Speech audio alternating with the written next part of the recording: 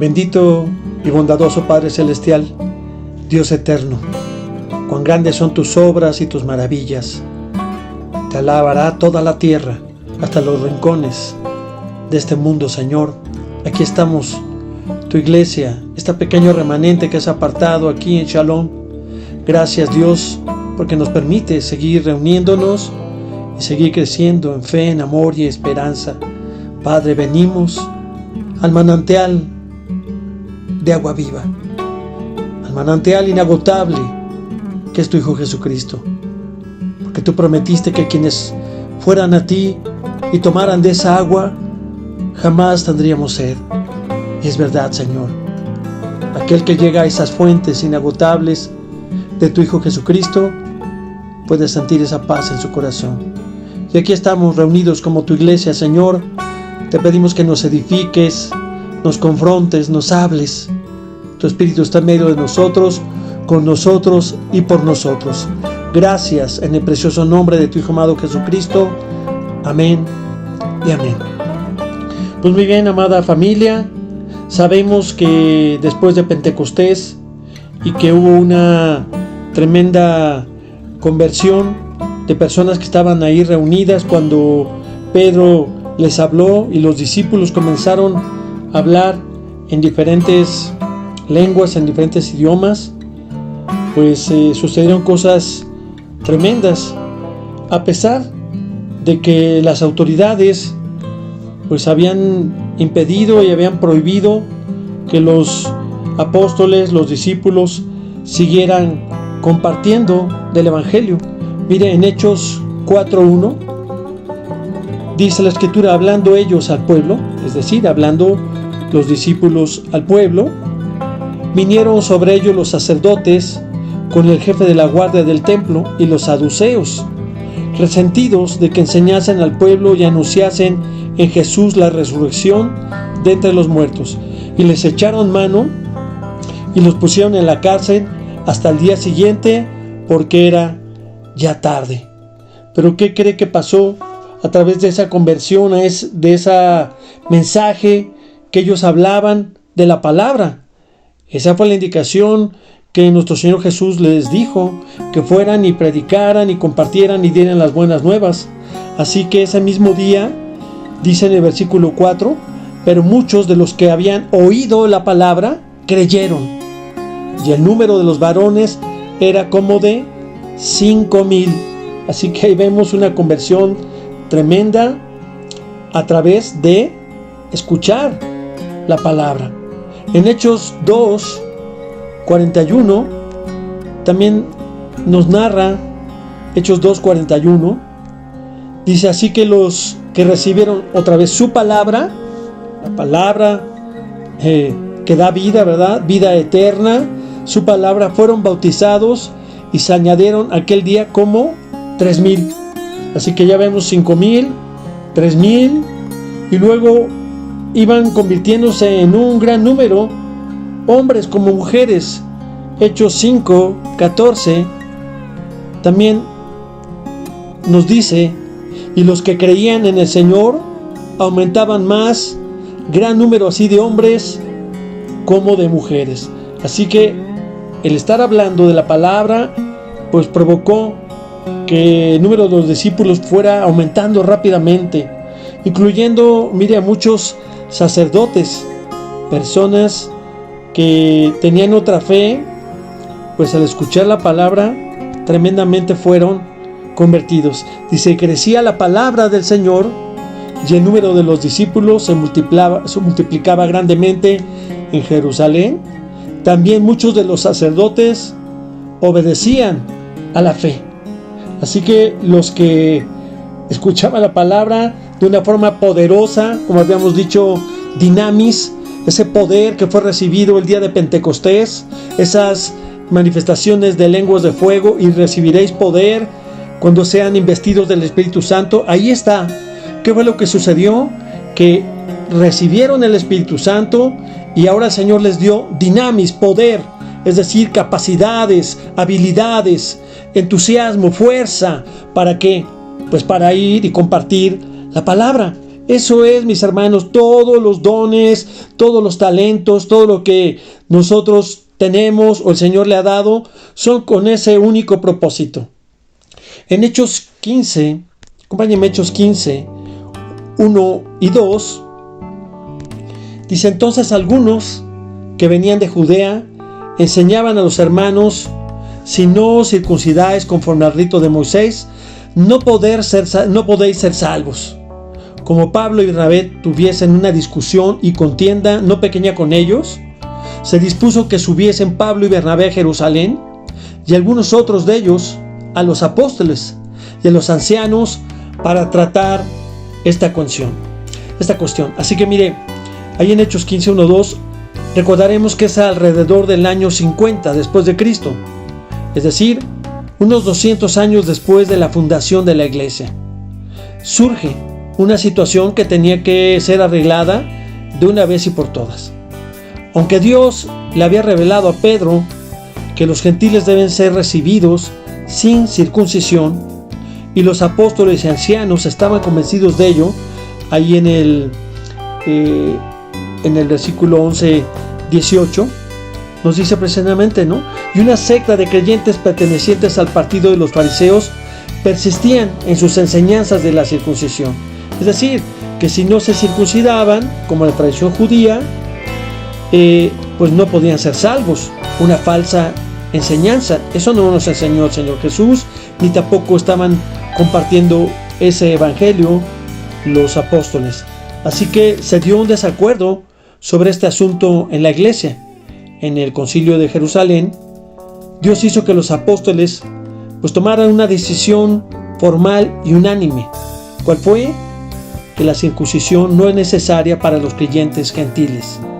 Lo que debía de abstenerse los cristianos gentiles era la idolatría, la inmoralidad, y también abstenerse de comidas y bebidas de sangre o cosas ahogadas. Lo podemos ver que pues se deja ver en el interior de la iglesia una serie de conflictos que solamente con la dirección del Espíritu Santo podían ser resueltos para no perder su misión. Y el problema sabemos que no era nuevo. En las iglesias había conflictos, había distensiones, como en las nuestras, como en nuestras iglesias. Pero recordemos cuando Pedro bautizó a Cornelio en Hechos 11, 2, 3, y cuando Pedro subió a Jerusalén, disputaban con él los que eran de la circuncisión, diciendo: ¿por qué has entrado en casa de hombres incircuncisos y has comido con ellos? Así que pues tremenda situación que se le presenta a Pedro al ser atacado por otros discípulos, al ser cuestionado. Pero Pedro logró entender muy bien cuál era la decisión y la misión que él tenía. Fue guiado, oró y fue guiado por el Espíritu Santo. Ahí en Hechos 11, 12 dice la Escritura: y el Espíritu me dijo que fuese con ellos sin dudar. Fueron también conmigo estos 6 hermanos y entramos en casa de un varón. Así que la palabra de Jesús, como semilla de vida eterna, puede ser ahogada por los espinos del olvido. La palabra de Jesús puede ser también malentendida por los esquemas de una tradición enfermiza. De ahí que es necesario que la iglesia, desde una conciencia redimida, no debe olvidar que en su seno está el Espíritu Santo, que guía su vida a la verdad. En el libro de Hechos se dejan ver en el interior de la iglesia una serie de conflictos que solo por la dirección del Espíritu Santo pueden resolverlos para no perder el sentido. El problema, como hemos dicho, no es nuevo. ¿Qué es lo que pasa? Que después de esta dirección del Espíritu Santo, Pedro logró calmar los ánimos de la sagrada tradición. ¿Por qué? ¿Qué cree? Que nada ni nadie puede parar la obra del Espíritu Santo. Lo que el Señor ha dispuesto, lo hará, con nuestro favor o sin nuestro favor, queramos o no queramos. Nadie puede detener la obra poderosa del Espíritu Santo.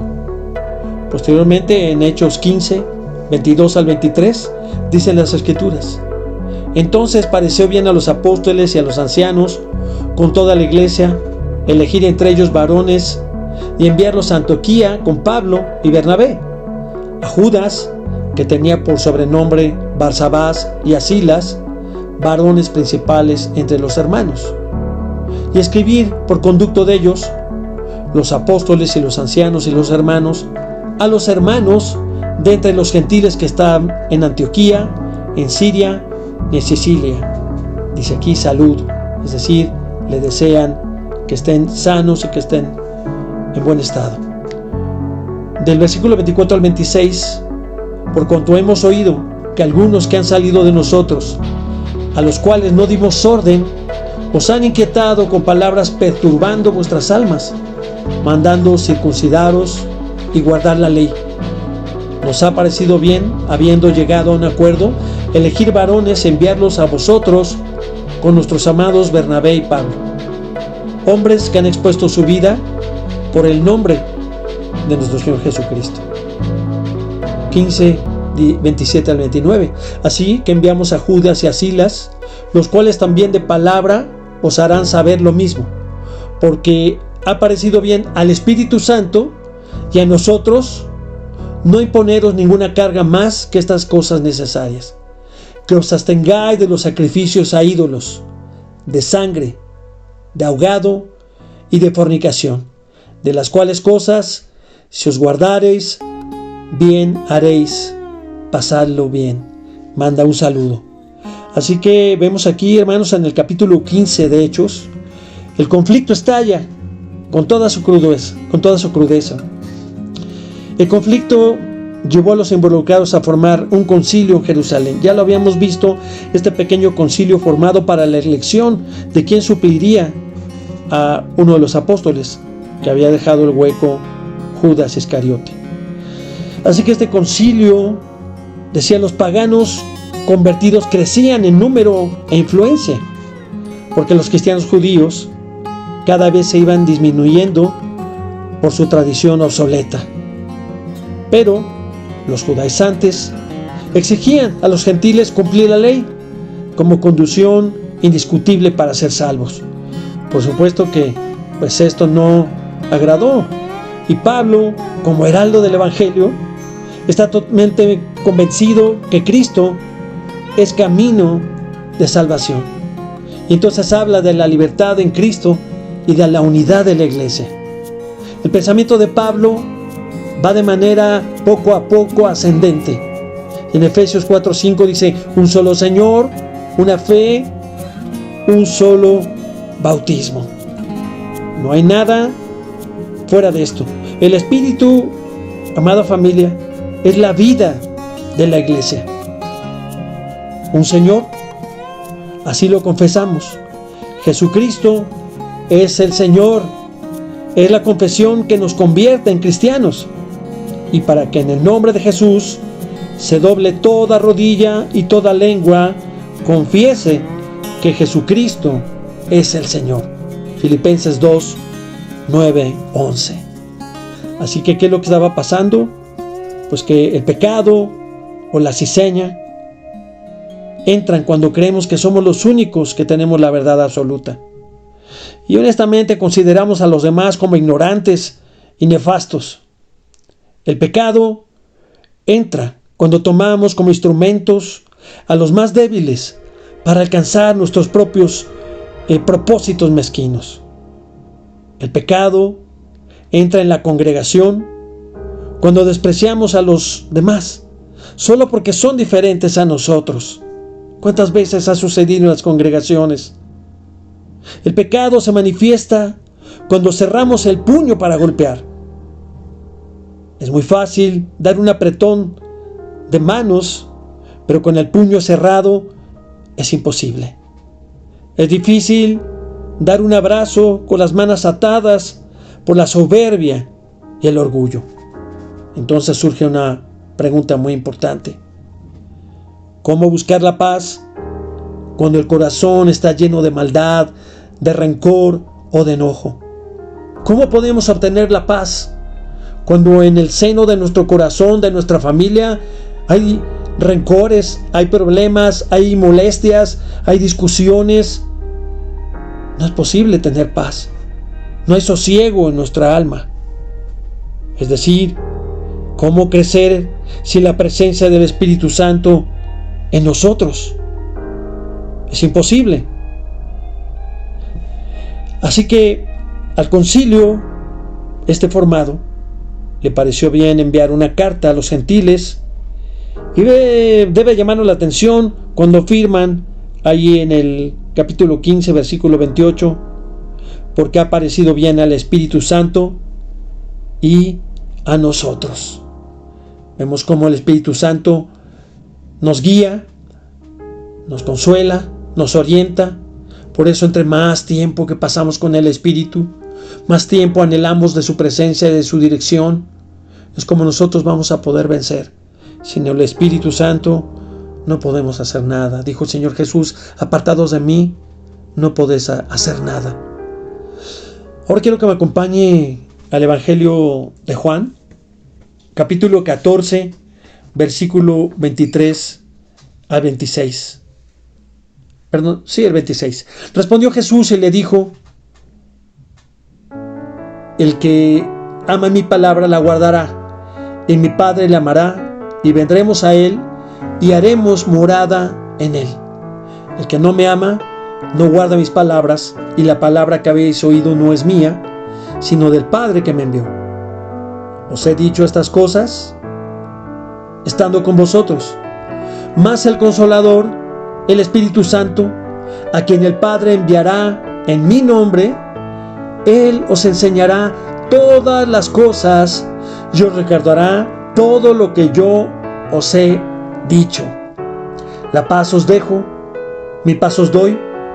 Yo no os la doy como la da el mundo. No se turbe vuestro corazón, ni tengan miedo. Habéis oído que os he dicho: voy y vengo a vosotros. Si me amarais, os habríais regocijado, porque he dicho que voy al Padre, porque el Padre mayor es que yo. Y ahora os lo he dicho antes de que suceda, para que cuando suceda, creerás. Este Evangelio de Juan es uno de los capítulos más queridos de toda la Biblia, el que nos acompaña Jesús con gran paciencia. Está preparando el palacio celestial para ese día glorioso en el que recibirá a su esposa, a su iglesia, la elegida de todos los siglos. Pero hay que preparar a la novia. La iglesia debe ser congregada, alimentada y perfeccionada, a fin de que esté lista para entrar a la mansión de Dios. Tanto el lugar como los ocupantes han de ser preparados, y al partir a disponer el hogar eterno, Jesús, ¿qué cree? Promete enviar al Espíritu Santo para enseñar, consolar y guiar a los santos en su camino hacia la casa. Es decir, el Señor envió a su Espíritu para enseñarnos, para guiarle a ti, a mí.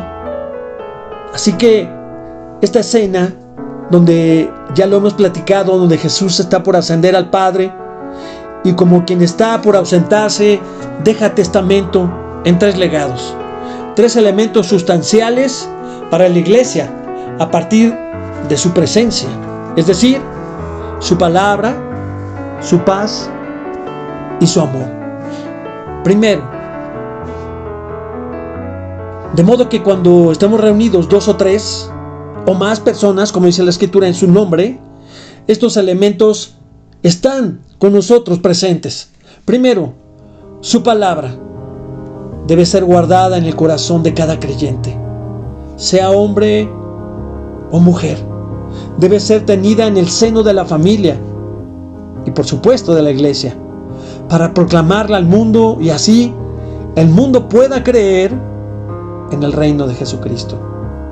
Si la palabra no está en la familia, si la palabra no está en la iglesia, no está en tu vida, pues no podrá ser edificado, porque es a través de la palabra, del escuchar la palabra, que nuestra fe crece, es nuestro alimento, es el alimento de nuestro espíritu. Entonces, primeramente nos dejó su palabra, después nos deja su paz. es paz que echa fuera todo miedo. Porque dice que el amor echa fuera todo temor. Así que esa paz no es como la paz romana, ¿verdad?, que era lograda por medio del terror, de la guerra, de la represión social. La paz de Jesucristo es la fuerza que nos hace enfrentar la soledad cuando hay desolación que produce muerte. La paz de Jesucristo está por encima de los modelos de este mundo, que se traducen en corrupción, en calumnia, en persecución, engaños, odio, venganzas, incredulidad, desesperanza, tantas cosas que usted sabe que tenemos que vivir en este mundo por causa de los incrédulos. Es pertinente la palabra de Jesús cuando nos dice, y hoy te lo confirma: no se turbe vuestro corazón, creéis en Dios y creed también en mí, dice el Señor Jesús. Y un tercer elemento habla de que nos deja el Señor: el amor. El amor no es el amor platónico, ni el amor carnal manifestado de manera hormonal. Pensar el amor en estas formas sería trivial y cursi, porque amar a Jesús significa amar al prójimo. Desafortunadamente, la palabra amor se ha prostituido por los medios de comunicación, se ha prostituido en estos tiempos. Se le ha reducido a inclinaciones a algo o a alguien. Por estas inclinaciones se han sacrificado vidas eternas, familias, sociedades, congregaciones, porque el amor debe de ser con fidelidad. Amar al prójimo significa introducirlo al proyecto de vida de Jesús. El amor de Dios en su iglesia produce reconciliación, restauración, nos llena de gozo y tenemos perdón unos con otros. Sabemos que el ser humano está necesitado de amor, pero hay que tener mucho cuidado. No debemos confundir el amor sentimiento con el amor valor, porque el sentimiento muy pronto se va. Decimos estar enamorados o amar cuando realmente no lo demostramos ni lo sentimos, porque el verdadero amor, usted lo sabe, ahí en Carta a los Corintios, el amor todo lo puede, todo lo soporta, el amor no se envanece. Usted sabe lo que es el amor, y ese amor perdura. Por eso, amada iglesia, amada familia, la iglesia se debe más a su amor que por su doctrina. Muchas iglesias están tratando de perfeccionar su doctrina. Si somos metodistas, somos presbiterianos, somos pentecostales, tantas y tantas denominaciones, y el pueblo de Dios se confunde. No te confundas. La iglesia de Cristo debe distinguirse más por su amor que por su doctrina. ¿Qué dijo el Señor Jesús? Que el mundo sepa que sois mis discípulos por lo mucho que se aman.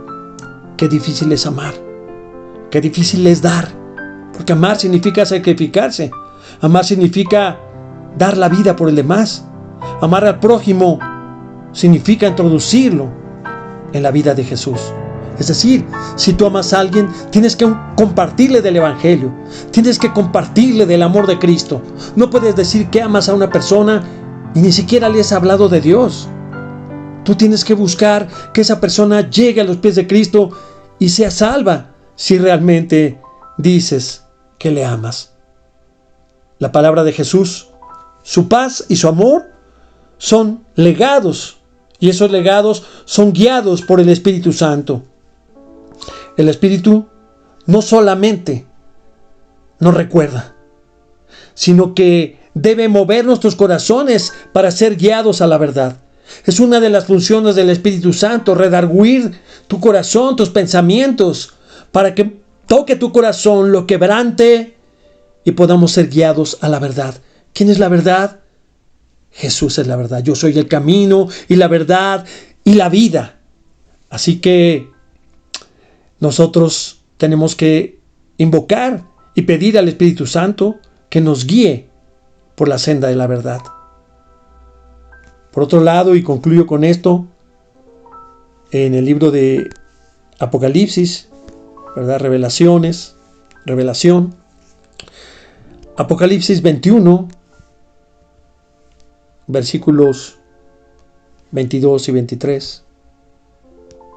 Y dice: y no vi en ella templo, porque el Señor Dios Todopoderoso es el templo de ella y el Cordero.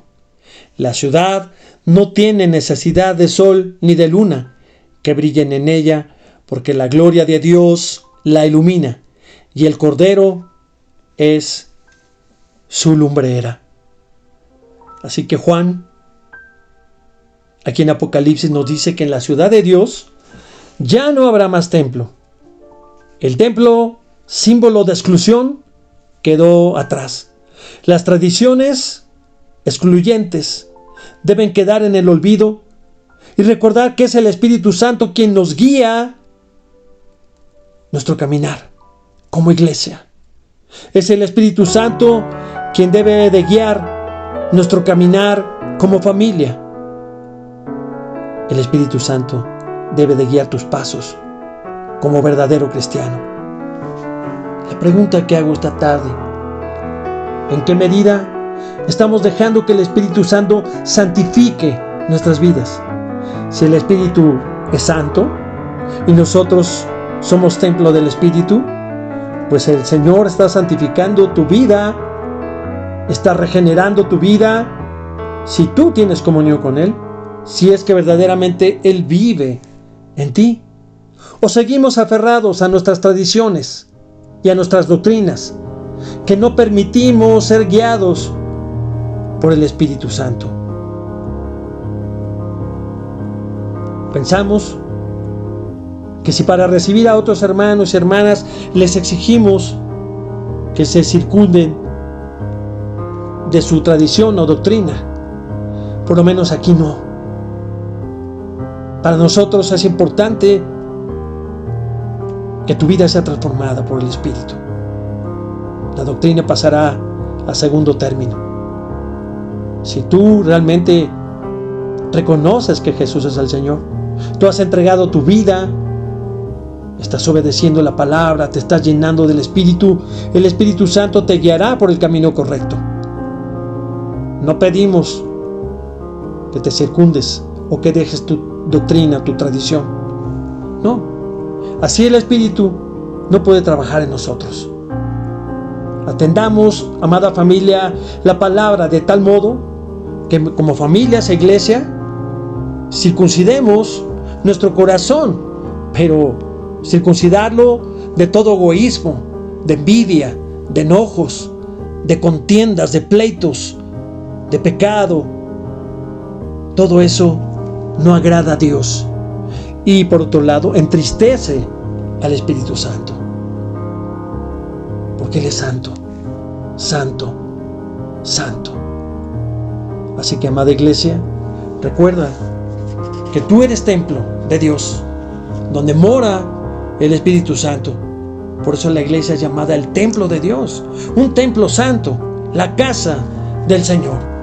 Amada iglesia, amada familia, dejemos que el Espíritu de Dios continúe la gran obra que inició en nosotros y que solo nos haga recordar todo lo que es bueno, lo que es grato y lo que es perfecto, porque esa es la voluntad de Dios para con nosotros. Dios te bendiga, Dios te guarde y que esta semana sea de grandes victorias a través del amor inagotable de Jesucristo, nuestro Salvador. Shalom.